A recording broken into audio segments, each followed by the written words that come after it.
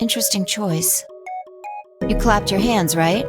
But you could have chosen to cheer or blow a kiss, right? The details don't matter. I'm just talking about possibilities here. Now, maybe there are other Sigmas in other worlds who did all of those things. All of these worlds and realities are branching off from one another. The choices you could have made branched off from the moment you decided what you were going to do just now. Every moment you make a decision, another universe branches off, on and on into infinity. Each of those branches is an alternate world, a world where a version of you did something different. Haven't you ever thought about what life would have been like if you'd made different choices? What if you'd gone to this high school instead of that one? What if you hadn't started a study group? What if you hadn't told that girl you liked her? What if? What if? But are those what ifs really just what ifs? Or are there other worlds out there where you did those things?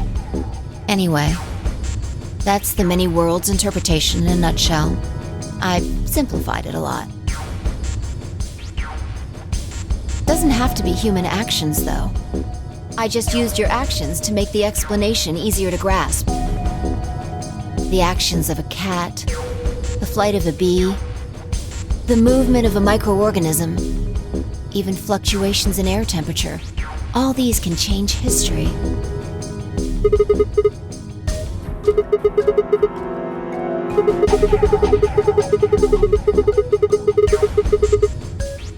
Can you say for sure that you are?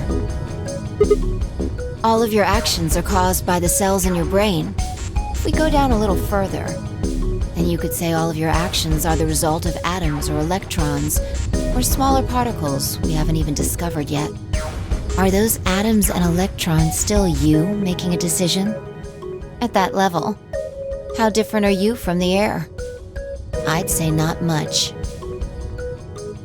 Human existence is just one part of reality. Falling in love is like a tulip blossoming. A tulip blossoming is like a tornado forming in South America. See what I'm saying? The only thing that really matters is the action of the most elementary particles of matter. That's where history happens. That's where universes branch out.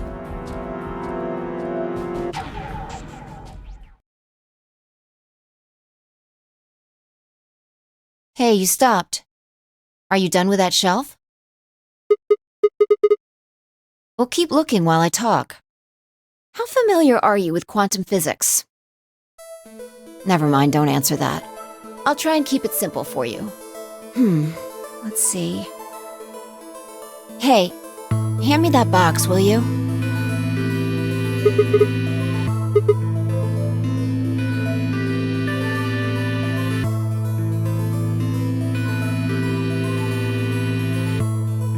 Also, there's a stuffed lion over there. Perfect. He's part of Felidae, too.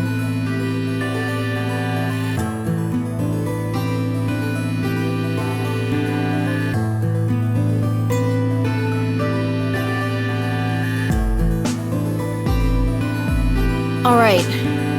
Everything's ready. Remember that book in the crew quarters about Schrodinger's cat?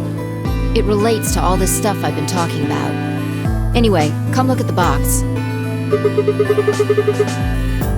This'll only take a minute. Now look. What do you see? From now on, that's a cat. A living cat. This is important. Got it? Oh, man. This again? I find that hard to believe. Ugh, fine. Maybe I can just ignore it. All right, what else do you see?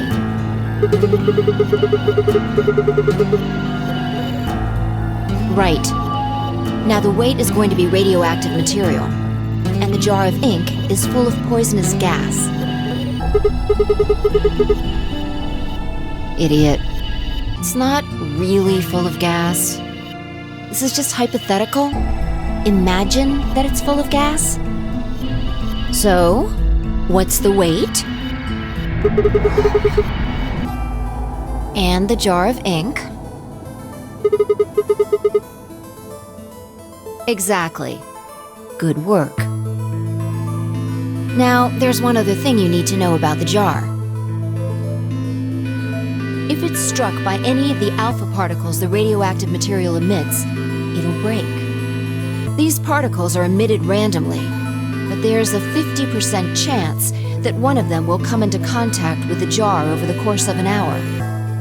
So let's close the lid and pretend an hour has passed. Here's the question. Is the cat inside of the box alive or dead? You can't open the box to check. And you can't hit the box. Obviously, you can't shake it either. It's also been soundproofed, so the cat could be howling up a storm in there and you'd never know. Basically, you have no idea what's going on inside the box. Do you remember what happens if the alpha particles hit the jar?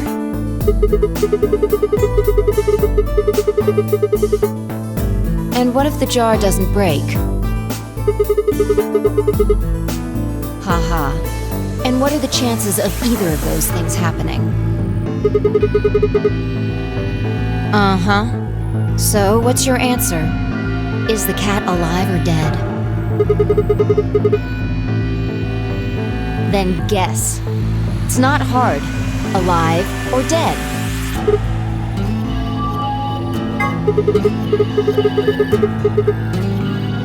Nope. You're wrong. That's wrong too. The answer is that it's in a state where it is neither dead nor alive.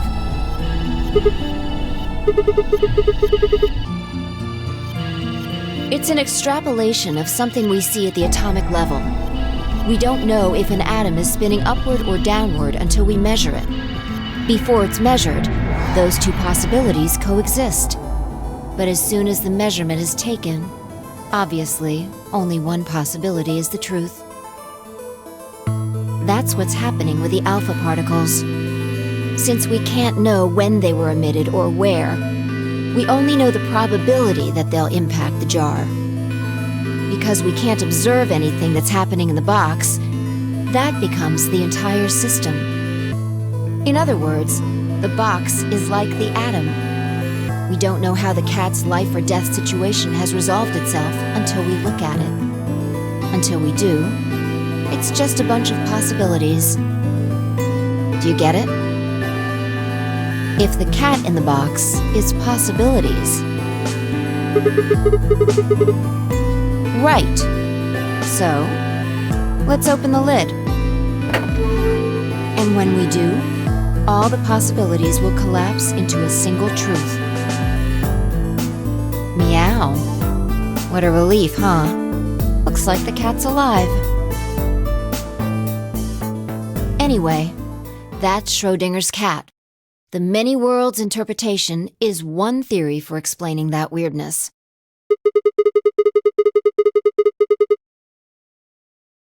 Yeah, that's the idea.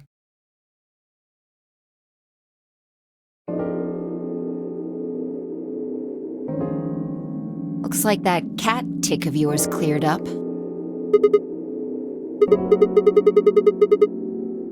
Insane?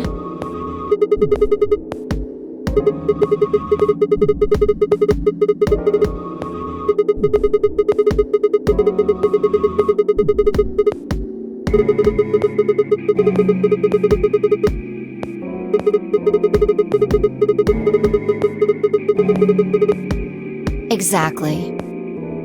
You've experienced it, haven't you? Think back. Remember round 2 of the AB game? When you chose betray, what was my vote? But what happened this time? Right. And both times, I put in my vote a full minute before the deadline. When did you push the button? I see. Well, that makes this a little easier to explain. If you chose betray, then my vote was ally. If you chose ally, then my vote was betray. But I made my choices a whole minute before you made yours. Don't you think that's strange? You do see what I'm saying, don't you?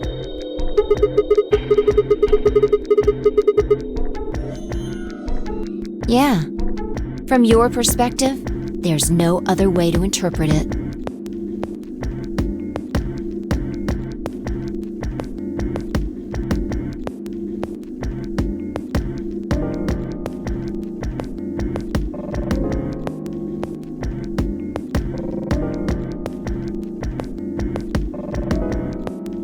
Look at this die. I found it over there. Let me give you one last example.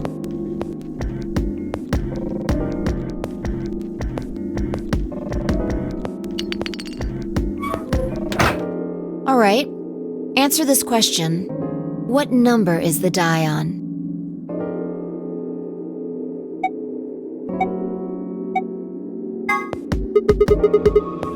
Okay, I'm going to open the lid. Good job. You got it right.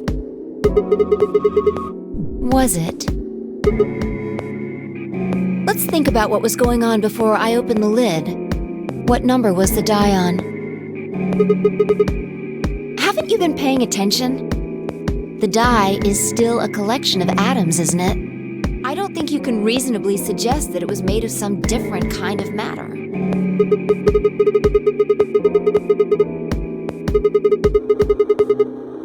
Uh-huh. That's one way to look at it, at least. Or it might have become that number when you declared which one it was. Your choice in the future has an effect on the past.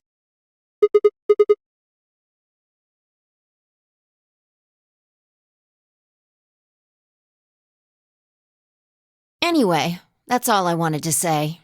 We got a little off topic there, but I think I made my point. Reality separates off into an infinite number of branches for each and every possibility. You and I seem to be able to jump from branch to branch. Of course, our bodies aren't doing the jumping. Our consciousnesses just sort of dive into other versions of ourselves in other worlds.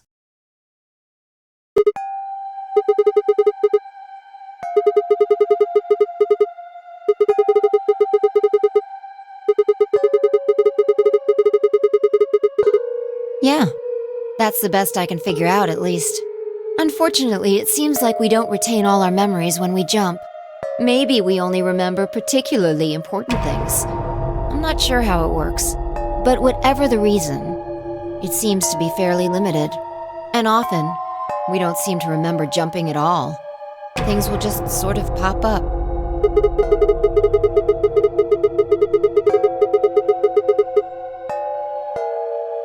Yeah.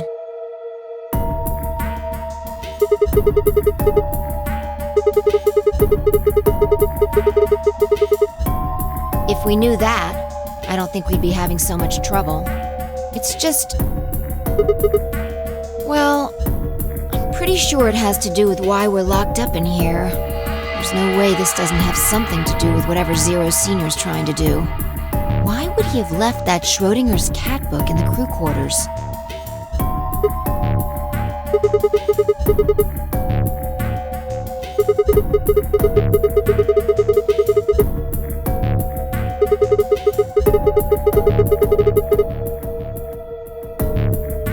What if you've got it backwards?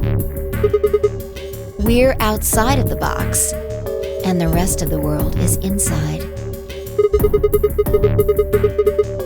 Yeah, we might be determining the history of the world outside.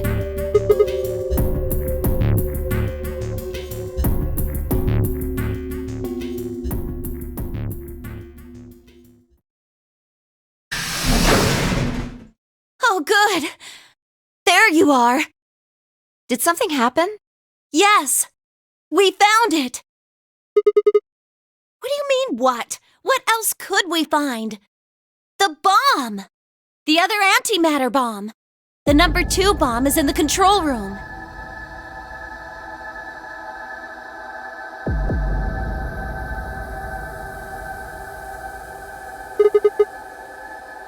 Yeah. This is one of them, all right.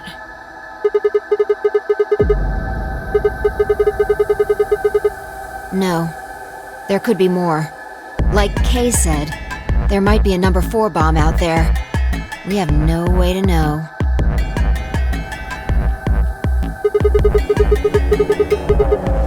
Well, not really, but, I wasn't the first person to find it. Who was? Kay and Luna. After they found it, they came to the infirmary and told the rest of us. Everyone. Tenmi, OG, and Dio were there. So were Alice and Quark, of course. Although they were still asleep. So everyone who wasn't asleep knows about the bomb. I see. Yeah.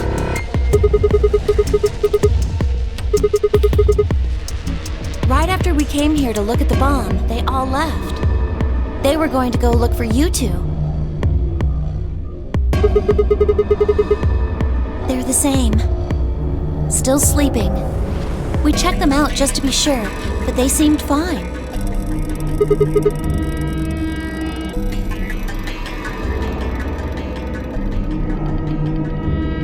Oh, right. I checked everybody's bracelets when we were in the infirmary. Did you want to know what they were?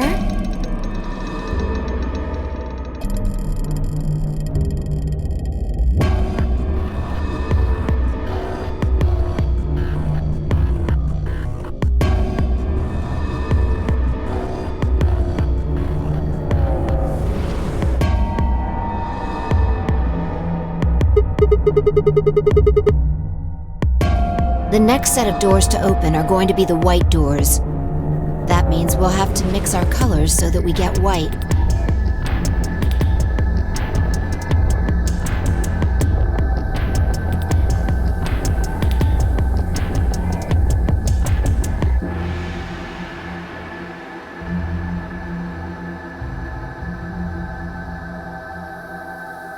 Huh?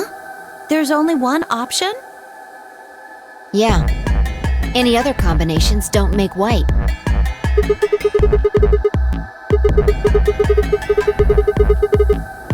We'll just have to carry them. The secondary doors won't open without 3 bracelets. And if we can't open them... Exactly. Don't worry about Alice. I'm on her team. Yeah. Well, I can get Luna to help me. True. I'm sure she'd be happy to help. He's on Kay's team. There shouldn't be any issues there.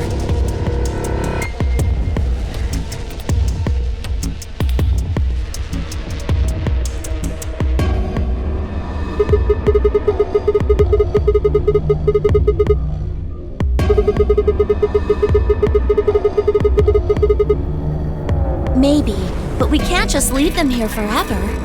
I mean, if they go off, then everything in like a couple 100 kilometers is gonna get fried.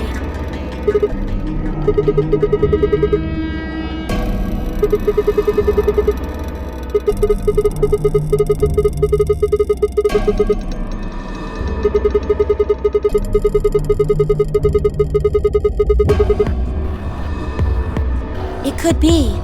What if these bombs are just like the detonator?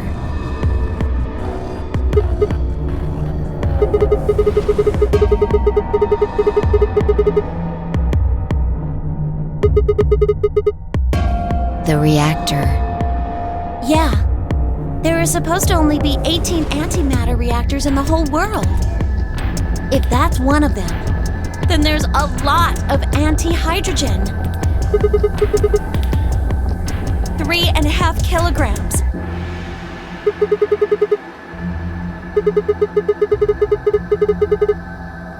If there really is that much, and if it does explode, Then we would be looking at an explosion roughly 10,000 times more powerful than the bomb dropped on Hiroshima.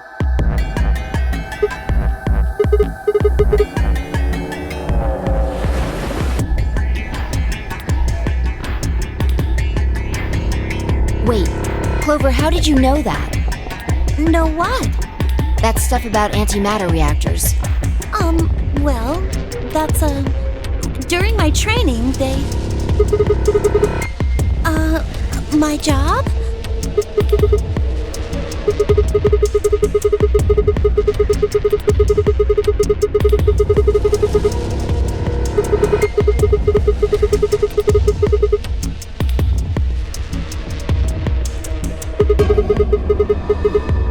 Did you hear about that from Alice?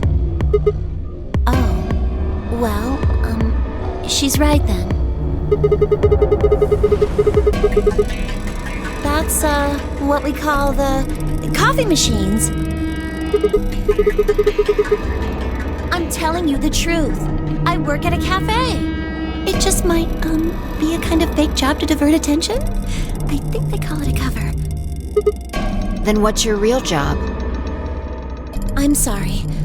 I really can't tell you anything else. Why not? It's classified. The government? The government?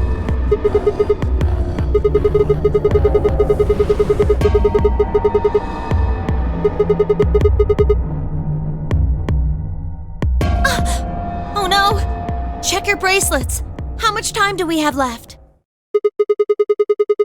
How long until the doors open? Come on, quickly!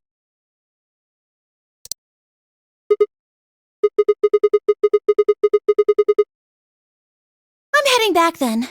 Remember, we're supposed to meet at the infirmary. You guys hurry back, okay? Bye!